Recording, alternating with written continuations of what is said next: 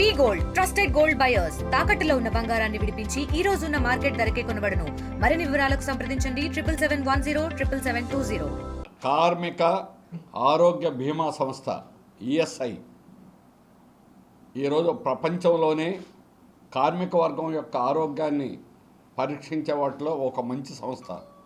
ఇది 1948 స్వాతంత్రం వచ్చిన వెంటనే ఒక చట్టం చేసి ఈ బీమా సంస్థని కార్మిక వర్గానికి వర్తించేటట్టుగా ఈ చట్టం వచ్చింది. ఈ కార్మికుల నుంచి డబ్బులు వసూలు చేస్తారు, యజమాని నుంచి డబ్బులు వసూలు చేస్తారు, రెండూ కలిపి కార్మికుల వైద్యం కోసం ఖర్చు పెడతారు. ఇప్పుడు ఆ డబ్బులు 1,10,000 కోట్లు ఉంది, డబ్బులు ఉన్నాయి. ఇటువంటి బీమా సంస్థ అట్లాగే కార్మికుల నుంచి వసూలు చేసే తక్కువ, 200 రూపాయల లోపు ఉంటుంది. కానీ వారికి వచ్చేటువంటి సౌకర్యం అన్లిమిటెడ్. ఇప్పుడు క్యాన్సర్స్ పేషెంట్ లాంటి వాళ్ళు అయితే 40 లక్షలైనా 50 లక్షలు ఎంతైనా అన్లిమిటెడ్ యాక్ట్లో ఉన్నది. అది వైద్యానికి అలాగే కుటుంబానికి వర్తిస్తుంది. అది ఆ రకంగా కుటుంబంలో ఉన్న సభ్యులందరికీ వర్తిస్తుంది. మన రాష్ట్రంలో 14 లక్షల మంది ఉత్తరాంధ్రలో ఉన్నారు. హయ్యెస్ట్ నంబరు కార్మికుల కుటుంబాల సభ్యులు కలిపి 14 లక్షల మంది ఉన్నారు. అందుకని ఇక్కడ మల్కాపురంలో హిందుస్థాన్ షిప్ యార్డ్ కంటే మెరుగ్గా ఆ చుట్టూ పనిచేసేటువంటి కార్మికులకి ఈఎస్ఐ హాస్పిటల్ ఉండేది, 100 బెడ్డెడ్ హాస్పిటల్. దాన్ని ఇప్పుడు 400 పడకల హాస్పిటల్గా మార్చి శీలానగర్లో బిల్డింగ్ నిర్మాణం అవుతుంది, దాదాపు అయిపోవచ్చు. దానికి మెడికల్ కాలేజీ దీనికి అనుబంధంగా ఏర్పాటు చేయాలి. కానీ చంద్రబాబు నాయుడు గారి అమరావతి పిచ్చితో ఈరోజు దాన్ని అమరావతికి బదలాయించారు. ఇది అన్యాయం. హాస్పిటల్ హాస్పిటల్ అనుబంధంగా మెడికల్ కాలేజ్ ఉండాలి. అందుకని మెడికల్ కాలేజ్ ఒక చోట, హాస్పిటల్ ఒక చోట పెట్టడం అనేటువంటి పద్ధతి కాదు. 2016లోనే బండారు దత్తాత్రేయ కేంద్ర కార్మిక శాఖ మంత్రి, రాష్ట్ర ముఖ్యమంత్రి చంద్రబాబు నాయుడు గారు శీలానగర్లో ఈ హాస్పిటల్ని ప్రారంభించడం జరిగింది. అప్పటి నుంచి మేము మెడికల్ కాలేజీ గురించి అడుగుతున్నాం.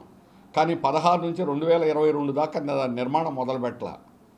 ప్రశాంత్ నంది చౌదరి అని సిఐటియు రాష్ట్ర all India vice president, ESI board member పదే ఈ బోర్డులో లేవనెత్తిన తర్వాత 22లో నిర్మాణం ప్రారంభమైంది.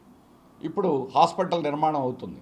కానీ మెడికల్ కాలేజీని అమరావతిలో పెడుతున్నట్టుగా నిన్న ఈఎస్ఐ కమిషనర్ విజయవాడలో మొన్న మీటింగ్ పెట్టి 15వ తేదీన ప్రకటించారు. అమరావతిలోనే మెడికల్ కాలేజీ నిర్మించబోతున్నామని. రాష్ట్రం విడిపోయిన తర్వాత హైదరాబాద్లో మెడికల్ కాలేజీ ఉంది, బ్రహ్మాండమైన కాలేజీ. కానీ ఆంధ్రప్రదేశ్లో లేదు. మన ఆంధ్రప్రదేశ్ విడిపోయిన తర్వాత మనకు ఏ ఒక్క హక్కులు కూడా రాలేదు అనే దానికి ఇది ఒక ఉదాహరణ. మనం హైదరాబాద్ వెళ్ళలేము, ఇప్పుడు రానివారు. ఇక్కడ చేయడానికి మెడికల్ కాలేజీలు లేవు. ఆ విధంగా హాస్పిటల్, పెద్ద హాస్పిటల్ లేదు. ప్రమాదాలు తీవ్రంగా రోజుకి పెరుగుతున్నాయి. మెడికల్ కాలేజీ హాస్పిటల్ అటాచ్డ్గా ఉన్నప్పుడు ఇలాంటివన్నీ కూడా వస్తాయి. అప్పుడు దాన్ని బాగా అభివృద్ధి చేసుకోవడానికి అవకాశం ఉంది. ఉత్తరాంధ్ర అనేటువంటిది ఛత్తీస్గఢ్, జార్ఖండ్ కూడా కేంద్రం. ఇది సెంట్రల్ గవర్నమెంట్ ఈఎస్ఐ అనేది. కాబట్టి దానికి ఇది కూడా వర్తించేదానికి అవకాశాలు అనేది ఉంటాయి. ఆ రకంగా కార్మిక వర్గానికి ఉన్న చట్టం, ఉన్న హక్కులు చేసేటువంటి దాన్ని అమలు చేసేదాన్ని, వైద్య సౌకర్యాలు కల్పించేది ఈఎస్ఐ. అనుభవం లేని కార్మిక శాఖ మంత్రిని ఒక ఆయన పెట్టి ఏ ఒక్క చట్టం ఆయనకు తెలియదు, ఏ ఒక్క పద్ధతి తెలియదు. వీళ్ళు డాక్టర్లు నియమిస్తే డబ్బులు కేంద్రం ఇస్తుంది, ల్యాబ్ పెడితే సెంట్రల్ గవర్నమెంట్ ఇస్తుంది. కానీ వీళ్ళు పెట్టరు, వీళ్ళకి అర్థం కాలేదు. అందుకని ఈరోజు కార్మిక వర్గం తీవ్రమైనటువంటి నిర్లక్ష్యానికి గురిగా పడుతున్నారు. కార్మికులకు జీతాలు పెంచడంలా, సౌకర్యాలు పెంచడంలా, ఉన్న సౌకర్యం ఇది వైద్య సౌకర్యంలో బెస్ట్ సౌకర్యం. వాళ్ళకి లీవ్ వస్తాయి. దెబ్బ తగిలిందనుకోండి కార్మికుడికి హాస్పిటల్, ఈఎస్ఐ హాస్పిటల్లో అయితే ముందు లీవ్ శాంక్షన్ చేస్తారు. మిగిలిన ప్రైవేట్ హాస్పిటల్లో వాడు ఇస్తాడా లేదా అనేది గ్యారంటీ లేదు. ఈఎస్ఐ అంత బెనిఫిట్ అనేది ఉంది.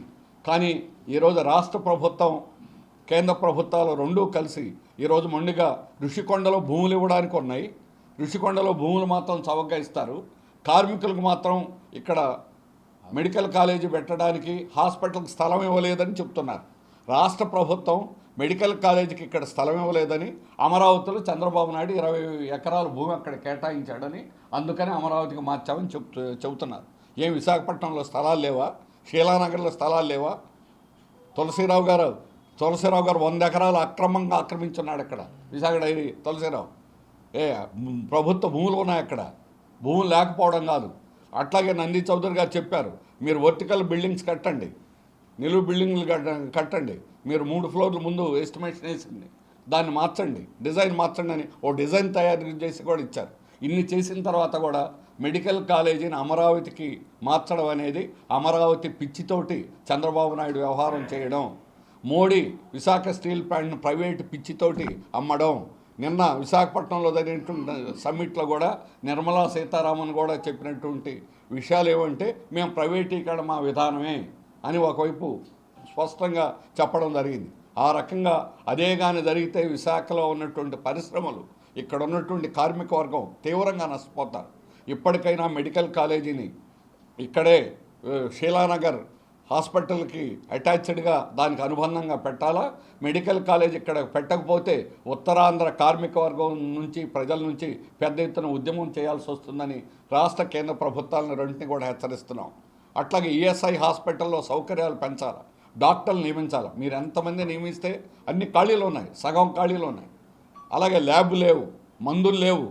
ఇవన్నీ కూడా తినడానికి ఈఎస్ఐ అనేది వచ్చిందంటే కార్మిక శాఖ మంత్రికి అది పండగ, డబ్బులు తినడమే. అందువల్లనే ప్రతి కార్మిక శాఖ మంత్రి మీద కూడా ఫిర్యాదులు ఉన్నాయి, అట్లాగే అవినీతి ఉన్నాయి. అందుకని ఈఎస్ఐ తినడం కోసం కాదు, కార్మికుల యొక్క సంక్షేమం కోసం ఏర్పడిన సంస్థ ఇది. దీన్ని కాపాడాలి. కార్మిక వర్గం అవసరమైతే దీని మీద పోరాటం చేయకుండా తప్పనిసరి అయినటువంటి పరిస్థితి ఇప్పుడు ఏర్పడింది. ఈఎస్ఐ కార్మికులు కష్టపడి తమ కష్టార్జితం డబ్బులు చెల్లిస్తారు. ఆ డబ్బుల్ని కార్మిక వర్గానికి ఖర్చు పెట్టకుండా వాళ్ళు ఇష్టం వచ్చినట్టుగా ప్రభుత్వం నిర్లక్ష్యం చేయడం, లక్షల కోట్ల రూపాయలు డైవర్ట్ చేసేదానికి ప్రయత్నాలు అనేటువంటి జరుగుతున్నాయి. అందువల్ల ఈరోజు ఈఎస్ఐ అనేటువంటిది విశాఖపట్నం కార్మిక వర్గ కేంద్రమైన పారిశ్రామిక కేంద్రంలో మెడికల్ కాలేజీతో సహా దీన్ని నిర్మించాలా. మిగిలిన కొన్ని చోట్ల రాష్ట్రంలో హాస్పిటల్స్ పెడతా అన్నారు, అన్ని చోట్ల కూడా ఇప్పుడు అంటే అది అవడానికి 10 ఏళ్ళు పడతా ఉంది ఇప్పుడు. కానీ విభజన అయిపోయి ఇప్పుడు 12 ఏళ్ళు అయినప్పటికీ కూడా ఇప్పటికీ కూడా ప్రభుత్వం పట్టించుకునేటువంటి పరిస్థితి అయింది. ఇప్పుడైనా కనీసం హాస్పిటల్ కడుతూ మెడికల్ కాలేజీని ఇవ్వనని నిరాకరించడం అనేటువంటిది దుర్మార్గమైనటువంటిది. ఉత్తరాంధ్ర ప్రజలంటే అమాయకులు, ఉత్తరాంధ్ర ప్రజలు ఏదైనా వాళ్ళు ఏది చేసినా ఊరుకుంటారు అనేటువంటి లక్ష్యంతో చంద్రబాబు ఏపీ అంటే ఆంధ్రప్రదేశ్ అంటే అమరావతి అనేటువంటి విధంగా చంద్రబాబు నాయుడు వ్యవహరిస్తున్నారు. అమరావతి అనే అంశం తప్ప ఆయనకి రెండో అంశం ఒక్కడి కూడా పట్టడం లేదు. మిగిలినవన్నీ పాత ప్రభుత్వం లాగానే పథకాల పేరుతో సూపర్ హిట్లు, సూపర్ సిక్స్లు పేరుతో ఈరోజు ప్రజానీకాన్ని మోసం చేయడానికి ప్రయత్నం చేస్తున్నారు. కార్మిక వర్గం ఎల్లకాలం ఈ రకంగా మోసపోదు. కార్మిక వర్గం ఖచ్చితంగా ఆందోళనకు సిద్ధమవుతుంది. ₹1 ఒక్క కార్మికులకు జీతాలు ఇంతవరకు పెంచలేదు. ఈ ప్రభుత్వం నుంచి 1.5 సంవత్సరం అయింది, మేము జీతాలు పెంచలేము అని చెబుతున్నారు. కానీ ధరలు విపరీతంగా పెరుగుతున్నాయి. ధరలు ఆకాశానికి, జీతాలు పాతాళానికి అన్నటువంటి పరిస్థితిగా కార్మిక వర్గం ఈరోజు నిరంతరం తీవ్రమైన ఇబ్బందులు ఎదుర్కొంటూ ఉన్నారు. శ్రమ చేసే వాళ్ళని, కార్మిక వర్గం శ్రమ చేస్తేనే ఏదైనా ఉత్పత్తి అనేటువంటి జరుగుతుంది. శ్రమజీవులు లేకుండా సమాజం లేదు. సమాజంలో ఉత్పత్తి అన్ని రంగాల్లో కూడా కార్మిక వర్గం ద్వారానే జరుగుతుంది.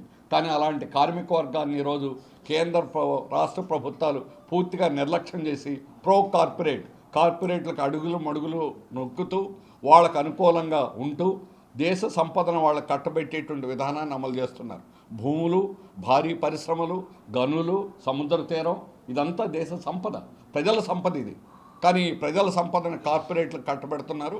ఇది దుర్మార్గమైనటువంటిది. అందులో భాగమే ఈరోజు ఋషికొండ లాంటి అత్యంత విలువైనటువంటి భూముల్ని కూడా 99 పైసలకు ఎకరాలు ఇవ్వడం అనేటువంటిది ఈ రకమైనటువంటి పద్ధతిలో భాగమే. ప్రభుత్వం తన విధానాలు మార్చుకోవాలి, ప్రజలకు అనుకూలంగా మార్చుకోవాలి. లేకపోతే కార్మిక వర్గం, ప్రజలు పెద్ద ఎత్తున ఆందోళనకు దిగాల్సినటువంటి పరిస్థితి ఏర్పడుతుందని కేంద్ర రాష్ట్ర ప్రభుత్వాలను హెచ్చరిస్తుంది.